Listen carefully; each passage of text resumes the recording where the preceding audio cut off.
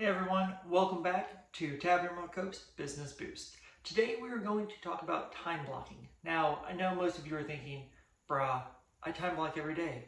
Google Calendar, Microsoft Outlook forces me to time block. Every time we create a meeting, an event, whatever we're doing, there's a little block of time.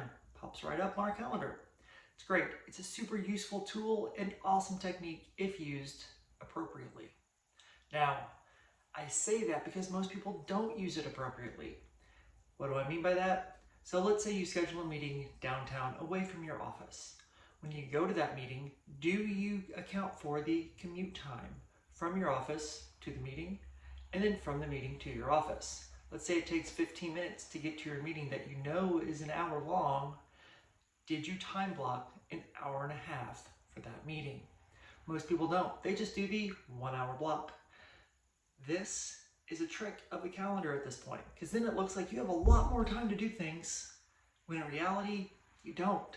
So if you have 3 to 4 meetings a day in different locations, we'll talk about that later, you now have a very full day of a lot of commute time and meetings. Not a lot of time to get other things done. So if anybody else is looking at your calendar trying to schedule something, guess what? You look free, but you're really not. The other issue I see all the time is somebody will schedule a meeting or an event, but they need time on the back end for follow-ups, for notes, for sending emails, whatever they're going to do with it, but they don't allocate for that.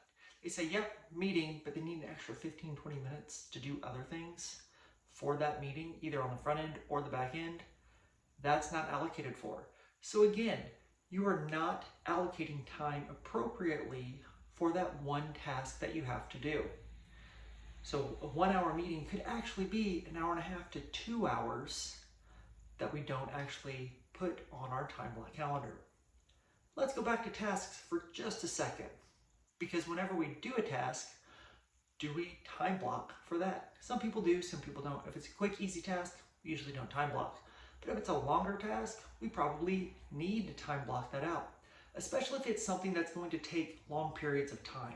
So if there's a report, a project, something we're working on that's going to take like 10 hours or so, we start 2 weeks prior, dedicate an hour a day on our calendar with a time block, working specifically on that task or that project.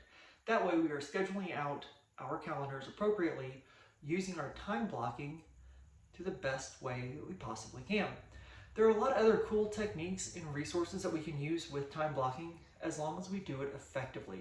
We'll talk about more of those in the next one called Flex Time. Super awesome and a great way to utilize our time blocking calendar. Until then, thanks guys.